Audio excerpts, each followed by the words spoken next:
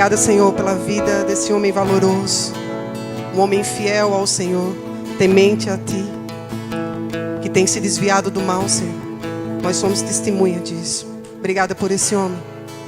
Para o louvor da Tua glória, usa sua boca, usa, Senhor, suas cordas vocais, usa sua mente, usa seu coração.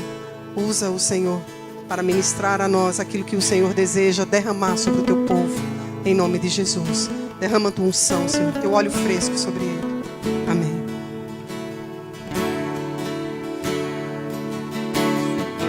Vamos adorá-lo mais um pouco.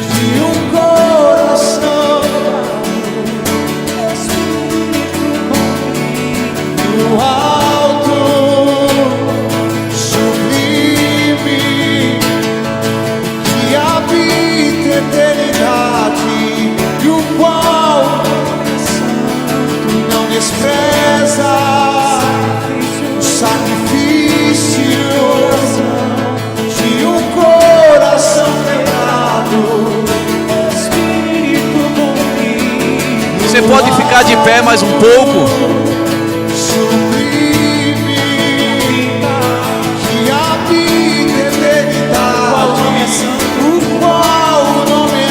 Não é para homens, é para Ele. Sacrifício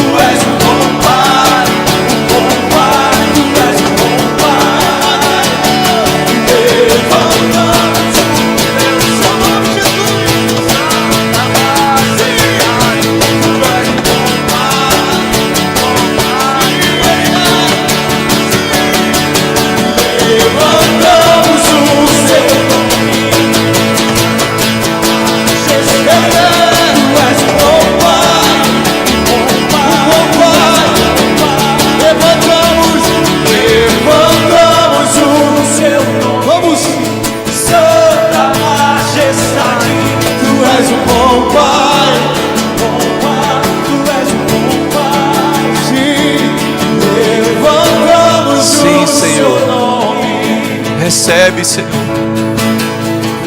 Tu és um bom Sim, Pai, recebe. Recebe. Recebe a adoração, Pai, Levantamos dos teus o filhos. Seu nome, Santa Majestade. Tu és um bom Pai, Tu és um bom Pai. Levantamos o Seu nome, levantamos de geração em geração. O Seu nome cura. O Seu nome liberta. O Seu nome quebra as cadeias. Levantamos o Seu nome. No Seu nome o enfermo é curado. Tu és um bom Pai. No Seu nome quem está morto ressuscita. O Seu nome, Santa Majestade. Tu és um bom Pai, Tu és um bom Pai. Levantamos Sim, Senhor. o Seu nome. É o Teu nome. Tu és um bom Pai, Tu és um bom Pai. Sim, Senhor. Tu és um bom Pai, Tu és um bom Pai. Bom Pai. Tu és um bom Pai, bom Pai. Tu és um bom Pai, Tu és um bom Ei. Sim, Senhor. Pai, Tu és um bom Pai, bom Pai. Tu és um bom Pai, bom Pai. Tu és um bom Pai, bom Pai, bom Pai. Tu és um bom Pai. Yahweh, Yahweh é o Seu nome. Santo. Yahweh é o Seu nome. Yahweh é o Seu nome. Yahweh é o Seu nome. Obrigado, Senhor.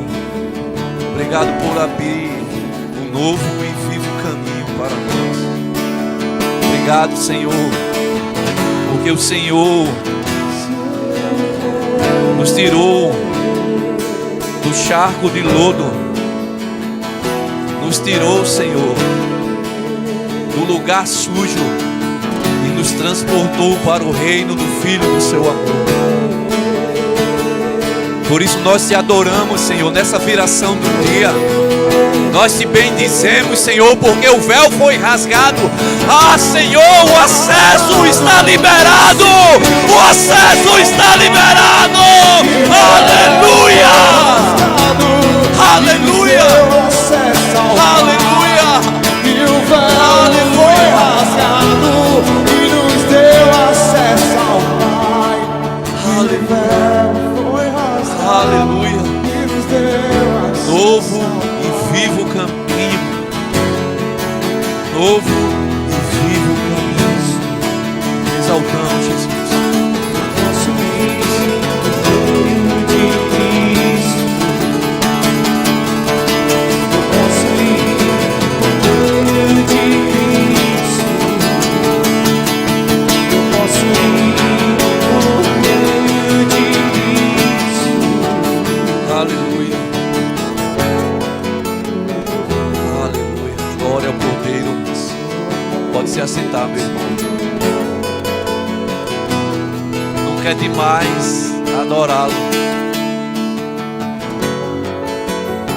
Que nossos corações permaneçam nesse ambiente, numa santa ansiedade de receber a porção dele, aquilo que ele tem preparado para nós. Aleluia. Hoje, vendo a pregação do nosso pastor apóstolo Rodrigo, profeta, evangelista, mestre, Ancião. Temos passado. Ele está chegando, viu, ancião? Ele vai entrar. Ancião. E ele falava sobre algo que a gente tem falado, e ele tem falado também aqui na casa, que o Senhor tem nos chamado para esse lugar mais alto. Em Apocalipse, João é chamado, sobe para cá.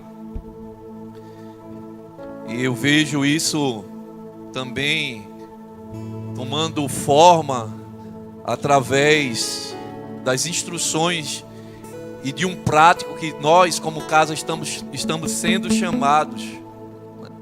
Como a pastora Aldilene, uma forma de subir é descer. E esse descer fala da gente mortificar a nossa carne, e o jejum fala sobre isso. Que ele cresça e eu diminua. Na verdade, pastora, nós iremos diminuir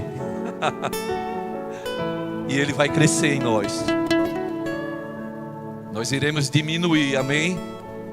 E se você entrar nessa, meus irmãos, não é nada obrigado, é um convite. Mas se você entrar nessa, eu quero te dizer uma coisa: você não vai ficar do mesmo jeito. Não vai ficar do mesmo jeito. Aleluia. Espero concluir essa mensagem hoje. Que os irmãos tenham paciência. Mas eu acredito que o Senhor quer nos trazer a um lugar também de fé,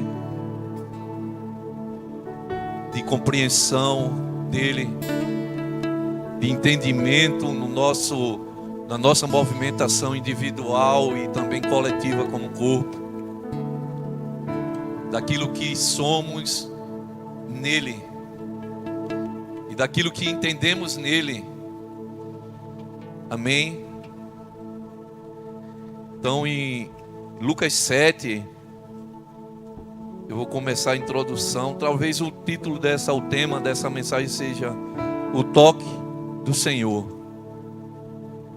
O toque do Senhor. O doce toque do Senhor. Como falava Gregório, nosso pai espiritual.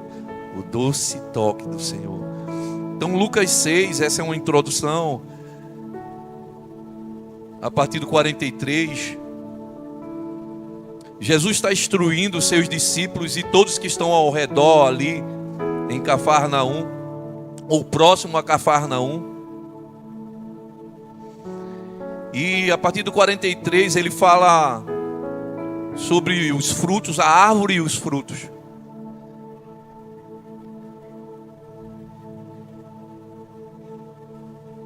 E ele fala de um tesouro, de um coração bom. E também fala de algo de um coração mau. Então ele traz essa instrução porque ele fala de que uma árvore ela não pode dar dois tipos de fruto. Ou dar um fruto bom ou um fruto mau. E ele termina, ele fala aqui no versículo 45, eu vou ler rapidamente. Uma árvore boa, 43. Uma árvore boa não produz frutos ruins, e uma árvore ruim não produz frutos bons. Uma árvore é identificada pelos seus frutos. Ninguém colhe figos de espinheiros, nem uvas de arbustos espinhosos. A pessoa boa tira coisas boas do tesouro de um coração bom, e a pessoa má tira coisas más do tesouro de um coração mau, pois a boca fala do que o coração está cheio. E ele fala desse fruto aqui, é bem direto e objetivo, Lucas, aqui nessa palavra de Jesus, que o tesouro é revelado a partir daquilo que eu falo, aquilo que eu carrego dentro do meu coração, eu estou falando.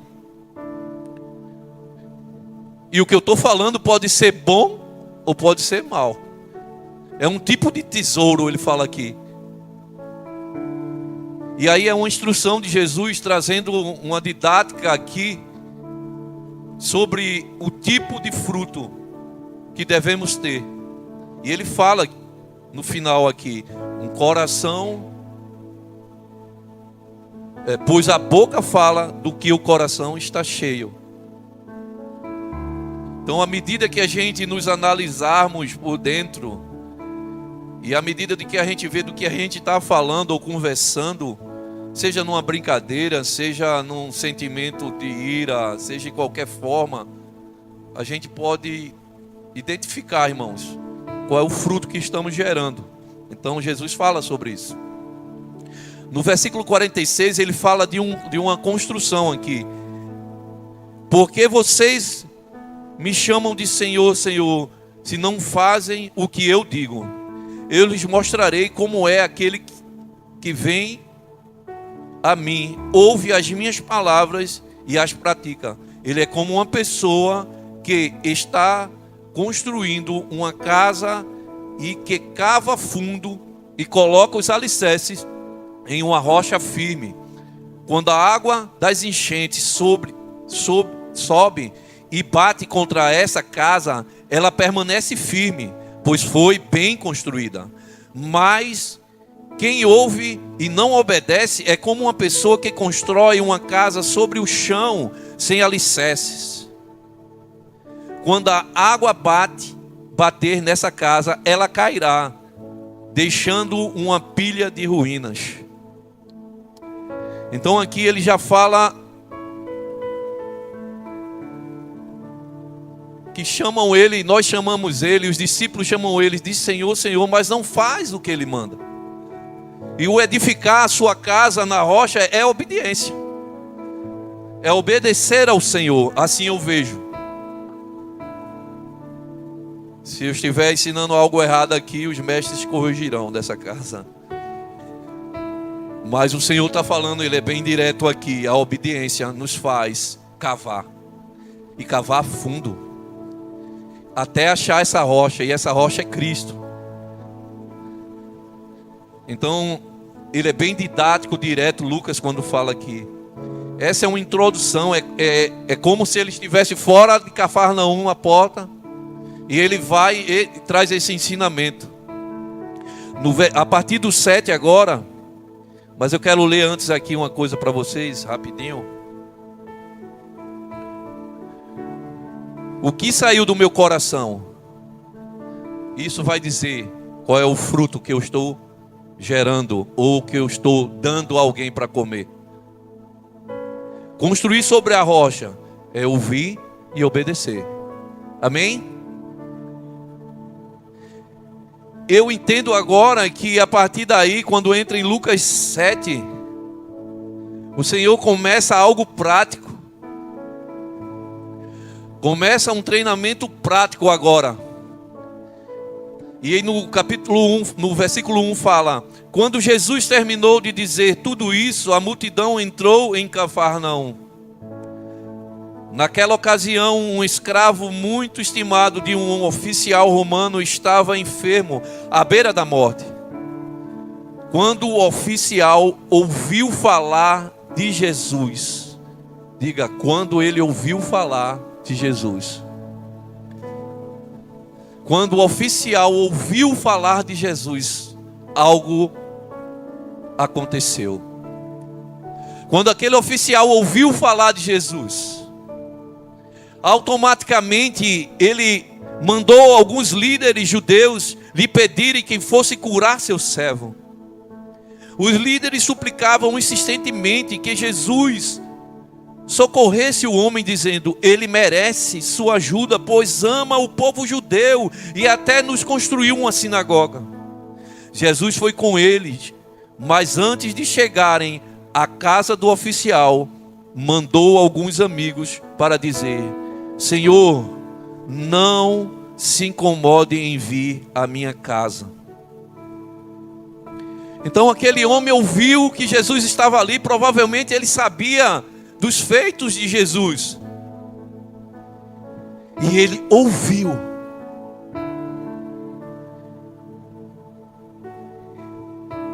E aquele ouvir moveu algo no coração dele, porque viu uma esperança. Esse homem era um centurião, um gentil, ele não era o judeu. E para um mestre judeu entrar na casa de um gentil, de um que não era da aliança, isso trazia um tipo de contaminação a ele. Pela tradição judaica, ele não entrara. Nenhum mestre iria numa casa de um impuro. Porém, trazendo o entendimento aqui, aquele homem também entendia sobre estas coisas. Porque ele disse, eu não sou digno, apesar da multidão dos chefes da sinagoga lá, dizer, ele é digno, ele disse, eu não sou digno que entres na minha casa. Aquele homem tinha compreensão da lei judaica, por estar ali. Ele conhecia tudo. E ele entendia, ele disse, eu não sou digno, pois não sou digno que tenha de tamanha honra. No versículo 6 ele fala, no 7 ele diz, não sou digno sequer de ir ao teu encontro.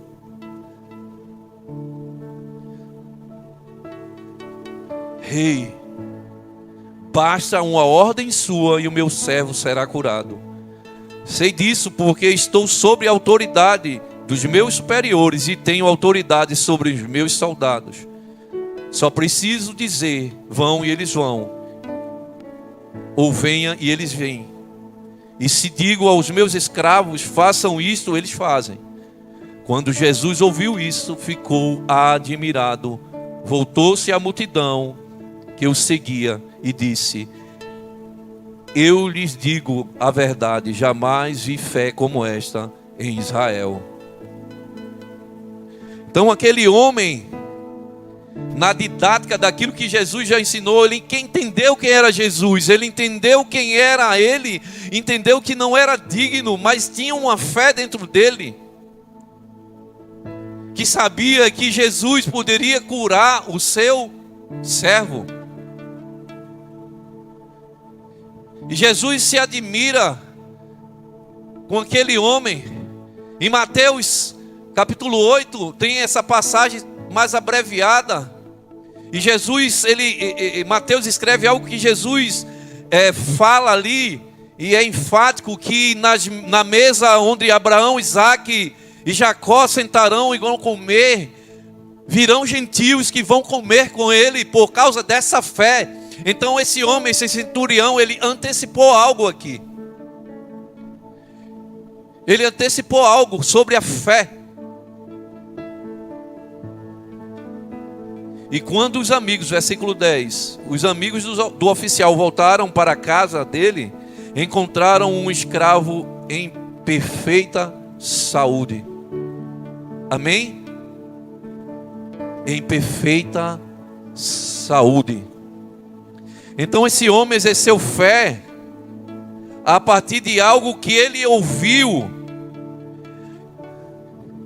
Ele não estava presente quando Jesus estava ensinando antes de entrar em Cafarnaum, mas ele ouviu falar que Jesus estava ali, e aquilo trouxe esperança ao seu coração. Mas ele entendia que pela tradição dos judeus ele não poderia se aproximar daquele mestre, mas ele tinha amigos. Rei, ele tinha amigos que levou a petição dele. Rei, você pode carregar também a petição de alguém que não está aqui. Você pode entrar na presença daquele, e essa petição vai gerar algo tão forte que ele vai até lá, na casa daqueles que se sentem indignos. Amém, irmãos? Irmãos, essa é a introdução. Espírito Santo, que o Senhor guie nossos corações, nossas mentes, cativa ao Senhor, e que o Senhor possa, Senhor, trazer um fruto nessa noite, que possa gerar em nós entendimento e compreensão daquilo que o Senhor tem para esta casa, Senhor.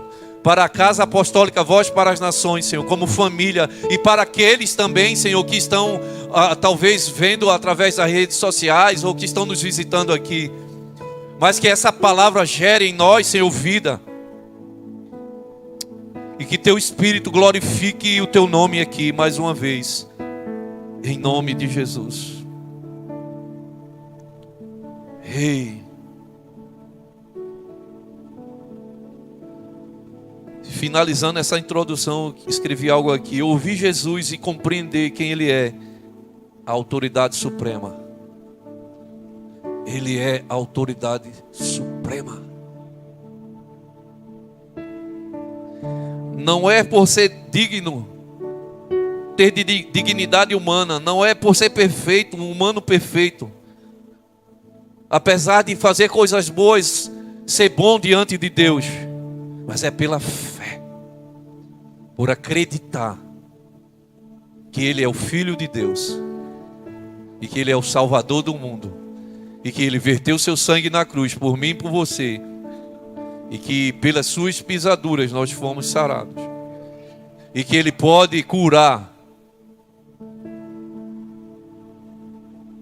Ele pode curar. Ele ainda cura, Wagner. Ele ainda cura. Ele ainda cura, tia Lu. Ele ainda cura, André. Ele ainda cura, pastora Rebeca, pastor João.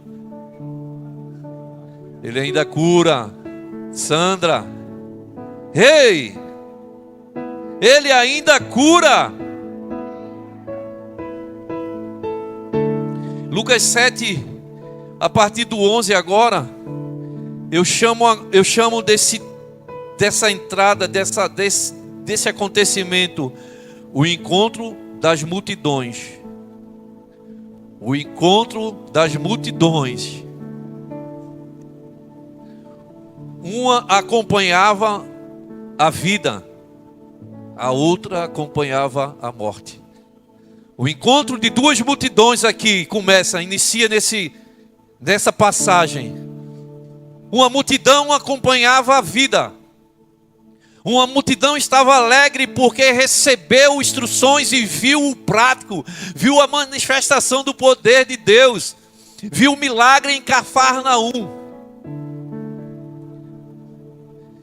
E outra multidão estava acompanhando um enterro. Morte e vida, André.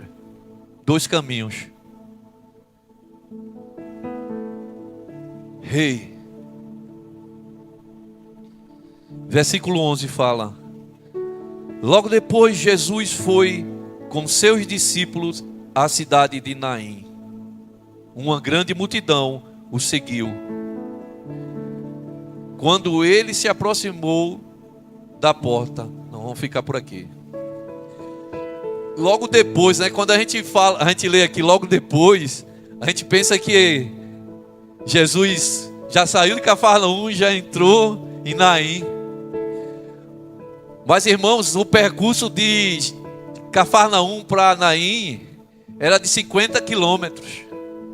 Então isso fala que logo após isso acontecer, eles começaram a entrar no caminho para Naim, 50 quilômetros.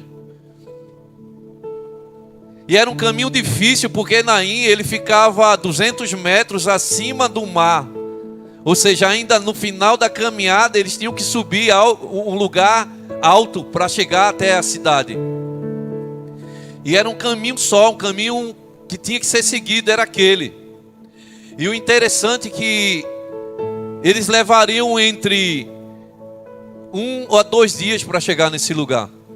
Então, isso quer dizer que Jesus não descansou. E as multidões o seguiam nessa jornada, nessa caminhada. Aqui não relata, pode ser que ele parou no meio do caminho em algum lugar. Não lembro se alguma passagem fala, mas eu acho que não. Eu acho que ele seguiu.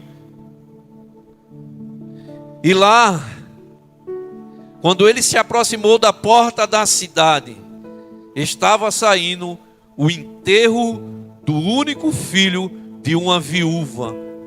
e uma grande multidão da cidade a acompanhava. Irmãos, uma multidão vinha para entrar na cidade, numa jornada de 50 quilômetros, de uma caminhada íngreme, né? Íngreme.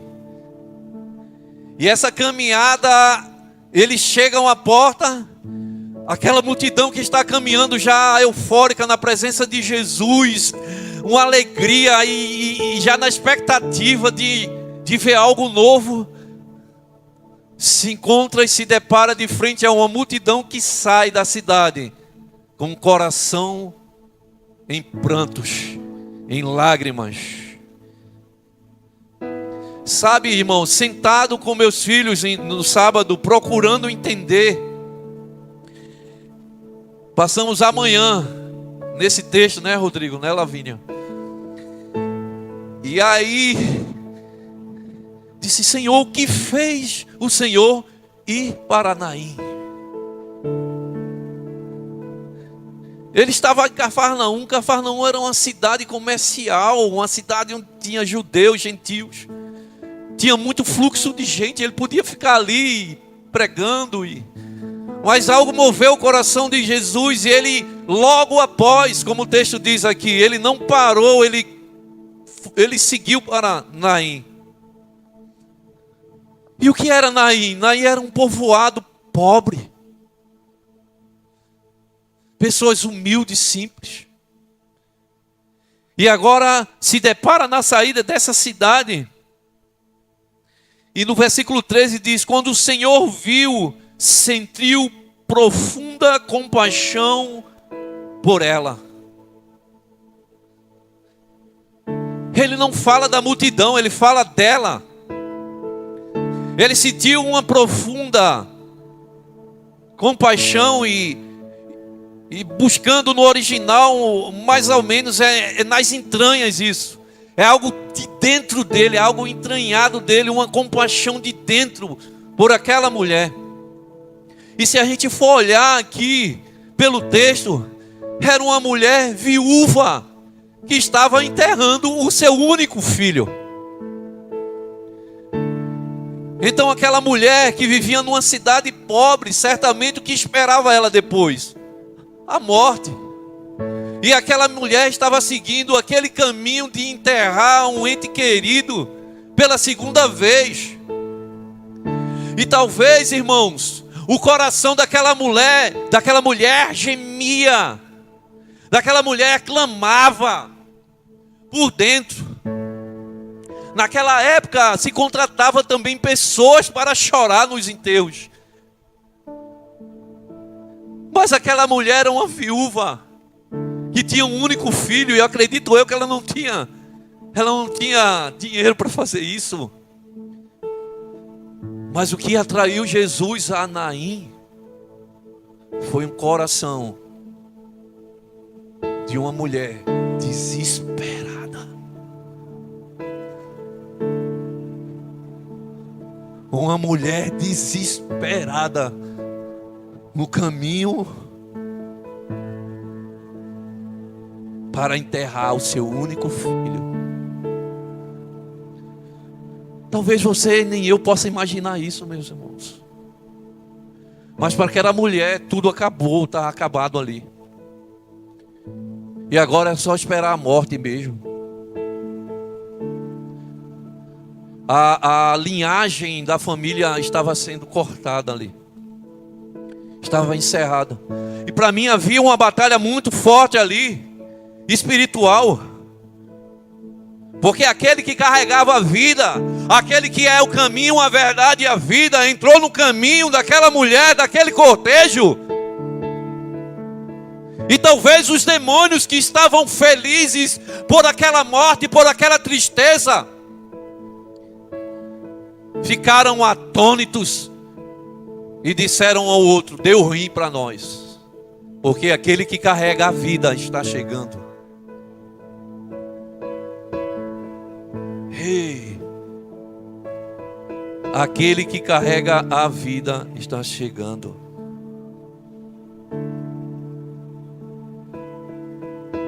Ei. O choro angustiante daquela mãe viúva atraiu Jesus. Penso eu assim. Eu busquei algo nos textos, pesquisei para saber se tinha uma profecia. Não encontrei, meus irmãos. Mas a única profecia que eu entendi é o que João fala mais na frente: que o evangelho será pregado aos pobres. E aquela vila pobre recebeu o evangelho. Entenda isso. Entenda isso. Talvez nós estejamos carregando coisas que está morta. Irmãos, é preciso a gente entender que na nossa jornada nós somos afligidos por muitas aflições. E talvez tem coisas que a gente já considerou que morreu e não tem mais jeito. Talvez tem coisas que a gente diz assim: cara, não dá mais. Eu não vou orar mais. Eu não vou permanecer mais orando por isso, porque já morreu. Mas eu quero lembrar que aquela vila também tinha uma aliança na palavra, porque era uma vila de judeus. E a palavra ia chegar a eles. Aquela mulher não está demonstrando a fé que o centurião romano teve. Aquela mulher não estava exercendo uma fé, mas ela tinha uma aliança. Eu quero dizer a você, independente de se você acha que aquilo que você espera, que você está orando por anos, está morto, não tem mais esperança, eu quero te dizer: se você tem uma aliança com aquele que é a vida eterna, com aquele que é o eterno, com aquele que é o caminho, a verdade e a vida, vai acontecer. Ele está vivo. Ele está vivo.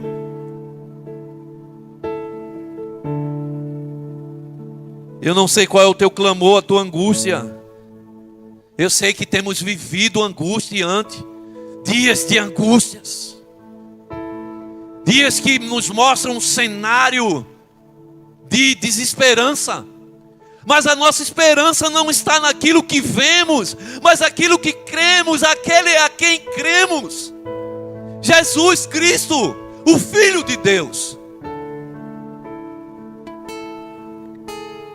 Aquela aldeia também estava à espera do Messias. Aquela aldeia de judeus, eles entendiam que o Messias viria.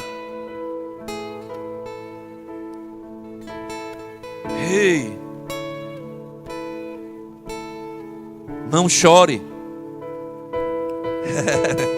Eu acho que eu vi isso de manhã na pregação de Rodrigo, quando ele falava lá: suba para cá. E quando João estava chorando porque para ele ninguém podia abrir. Não chores. Não chores. Ei, não chores. Imagine um cortejo. De repente Jesus olha, vê aquela viúva e ele se aproxima e diz: não chore, para aquela mulher. Então foi até o caixão, tocou nele e os carregadores pararam.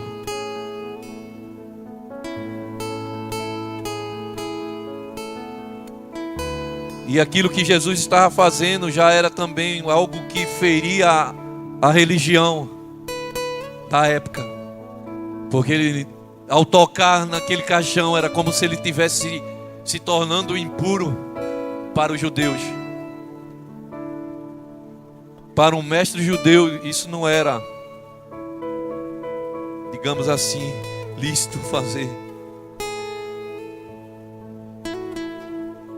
Eu quero te dizer uma coisa: quando Jesus toca, ao toque de Jesus, tudo para. Ao toque de Jesus, o mar agitado para. ao toque de Jesus, o choro para. E nesse momento houve um silêncio entre as multidões, porque aquele que carregava a vida, ele tocou no esquife. Ele tocou naquilo que estava morto ou carregando morto. Irmão, se há áreas da nossa vida mortificada, eu quero te dizer hoje, esta noite, o Senhor pode e quer tocar essas áreas.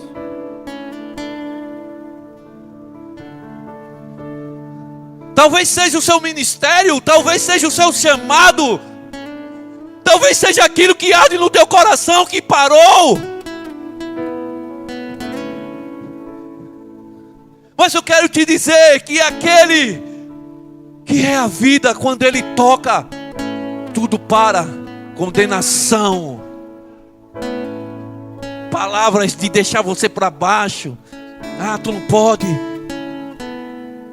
A baixa autoestima agora sobe, porque ele tocou. E quando ele toca, algo vai acontecer. Algo está acontecendo. Ei,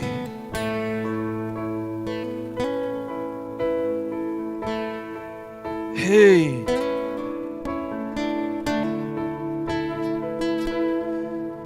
Eles pararam e disse Jesus: jovem, eu lhe digo, levante-se. Jovem, eu lhe digo, levante. E esta noite o Senhor diz as coisas que nós, talvez, perdemos a expectativa nele.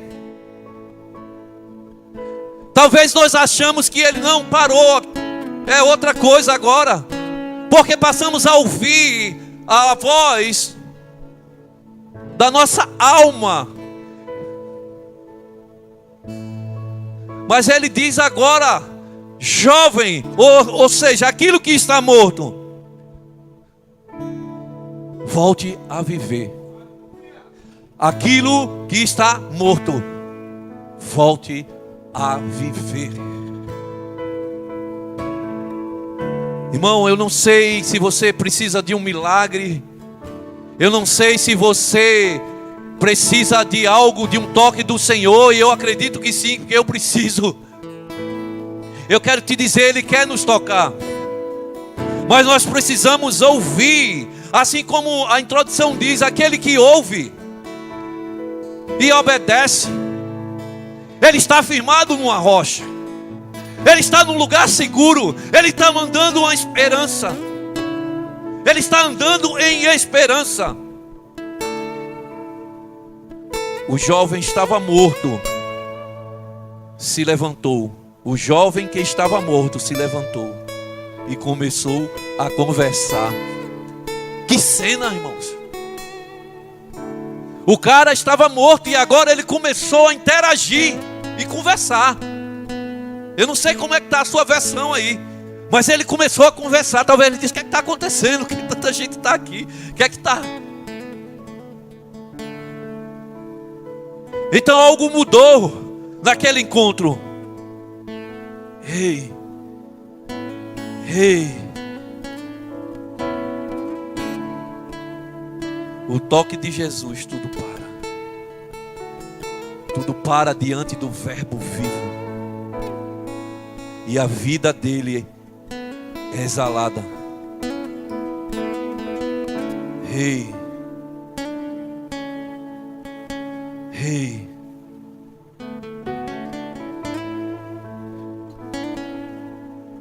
E Jesus o devolveu à sua mãe. Grande temor tomou conta da multidão, que louvava dizendo: um profeta poderoso se levantou entre nós, e hoje Deus visitou o seu povo. Essa notícia sobre Jesus se espalhou por toda a Judeia e seus arredores.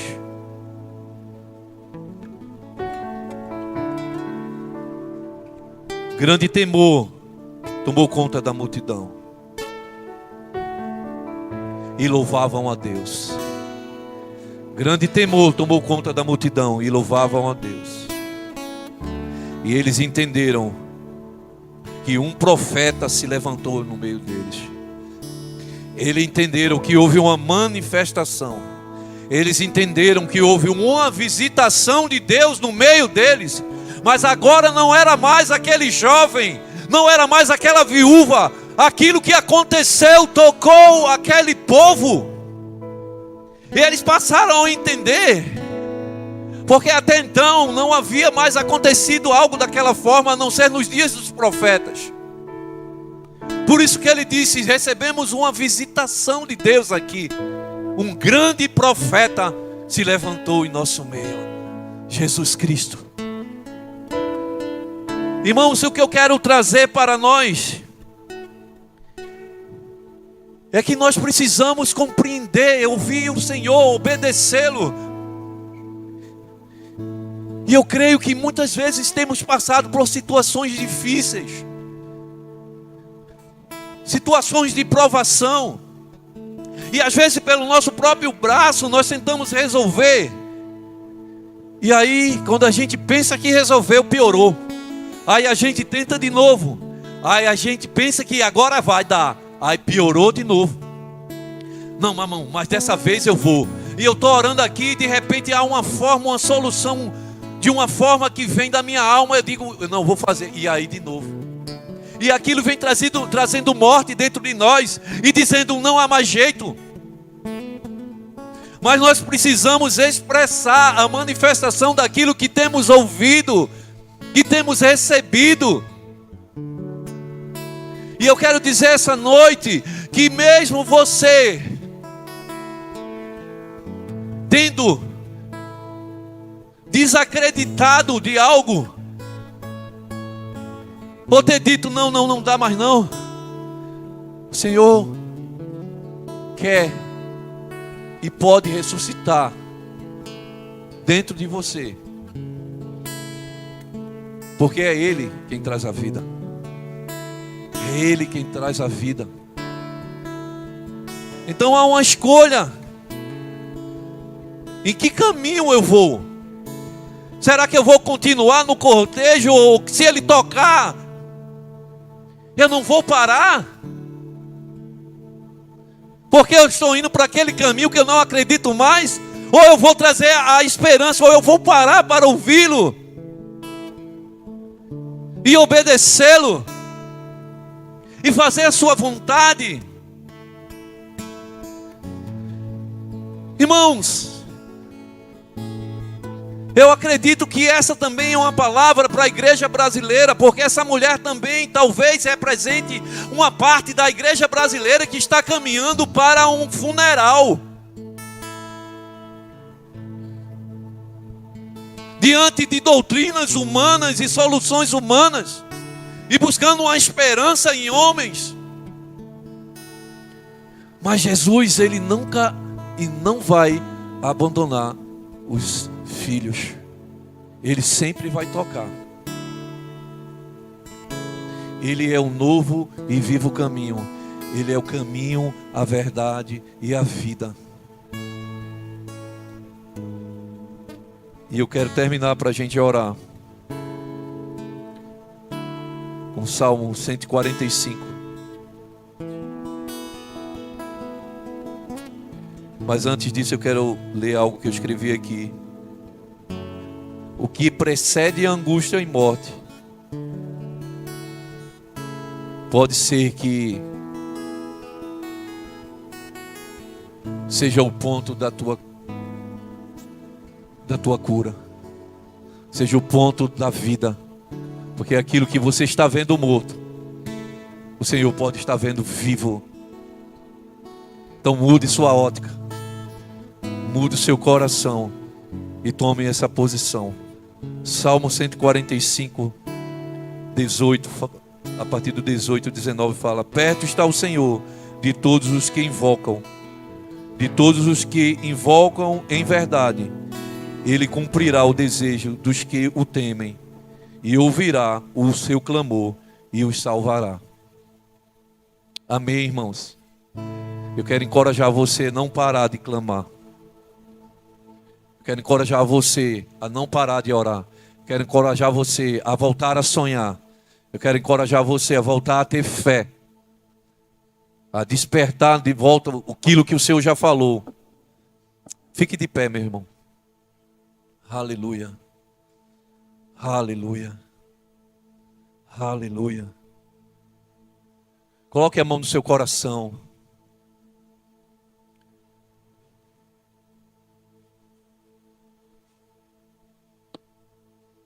Ei.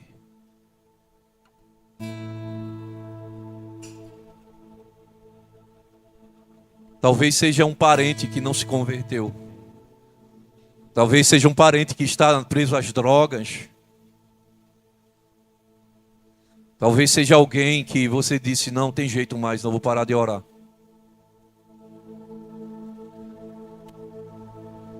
Talvez seja uma causa de uma viúva. Talvez seja uma enfermidade.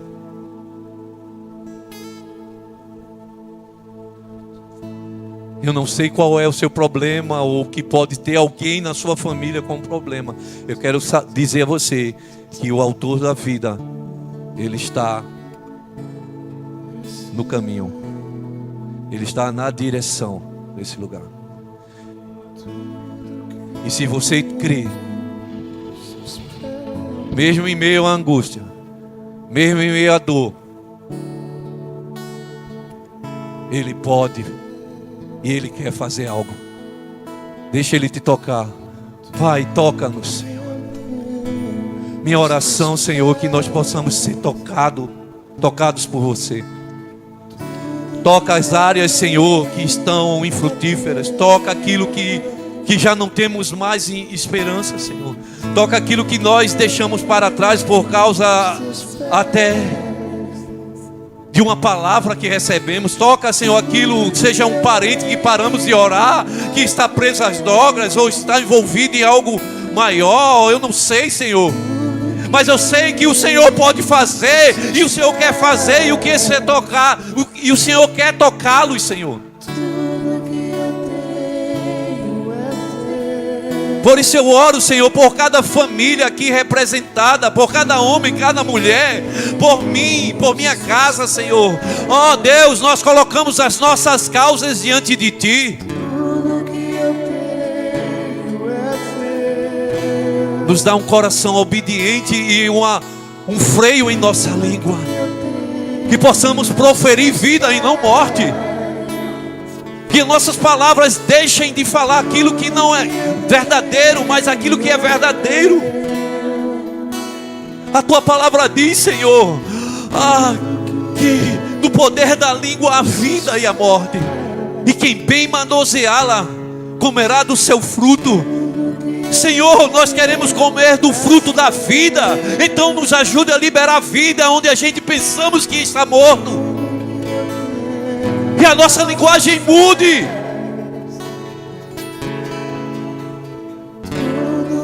E os nossos pensamentos mudem. Que os pensamentos de Cristo fluam dentro de nós.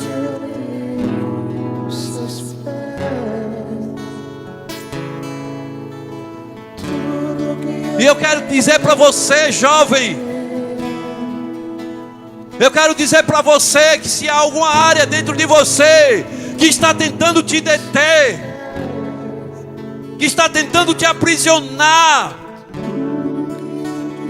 eu quero te dizer que aquele que é vida, Ele toca o teu coração nesse instante, e Ele renova as tuas forças.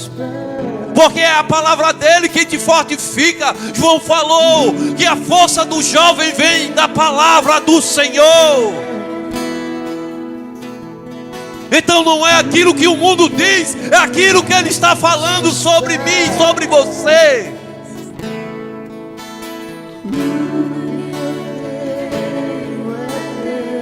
Por isso, Pai, glorifica o Teu nome sobre as famílias dessa casa. Glorifica o teu nome sobre os jovens dessa casa. Glorifica o teu nome sobre os adolescentes, sobre os pré-adolescentes, sobre as crianças, Pai.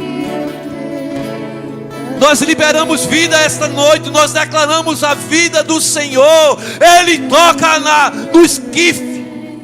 Ele toca naquilo que você pensava que estava morto.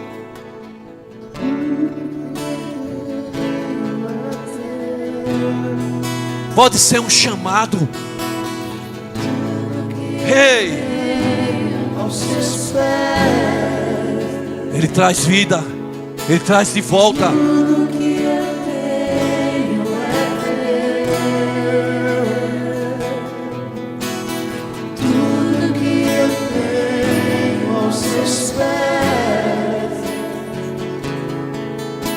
Se você entende que há algo que ainda, ou algo que mortificou em seu chamado pessoal, ou algo que você está orando por muito tempo e que você perdeu a esperança, eu quero convidar você aqui à frente.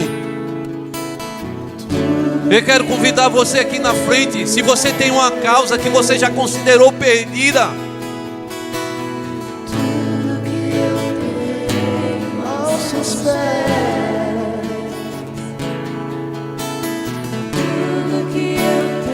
Ele ainda está caminhando até Naim. Ele ainda está caminhando. Ele ainda está indo. Ele está caminhando. Não perca a esperança. Ele ainda está caminhando. Ele é o Deus dos órfãos e das viúvas e do estrangeiro. Essa é a verdadeira religião. Tiago falou. Ele traz esperança nessa noite. Ele renova aquilo que você perdeu a esperança. Tudo que eu tenho é teu. Tudo que eu queria chamar a liderança. Que venham, toque neles aqui, orem por eles. Eu sei que ainda há pessoas aqui.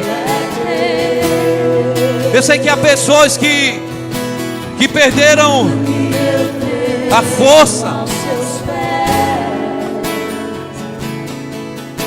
porque ouviram palavras que o paralisaram. Mas eu quero te dizer que é uma oportunidade essa noite.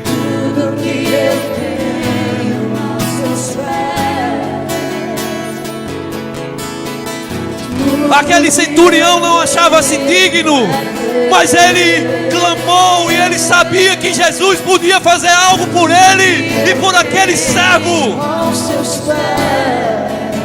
Aquela mulher não tinha mais esperança, mas Jesus foi ao seu encontro. Tudo que eu tenho aos seus pés. Tudo que eu tenho é teu. Acaso há algo impossível para Deus? Tudo que eu tenho. Toca-nos, Senhor. Toca-nos, Senhor, toca-nos, Senhor, renova a nossa fé, renova a nossa esperança, renova, Senhor. Tudo que eu tenho aos seus pés. Só uma palavra tua e tu pode curar. Só uma palavra sua e o Senhor pode curar. Tudo que eu tenho.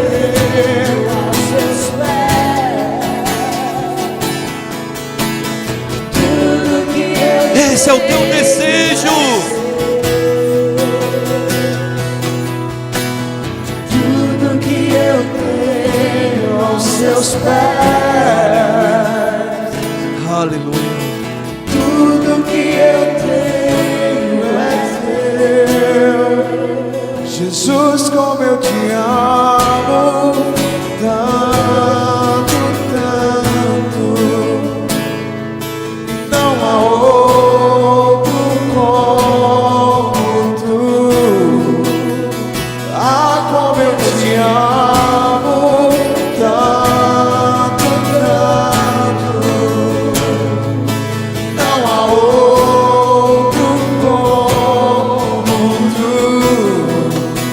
Jesus, como eu te amo.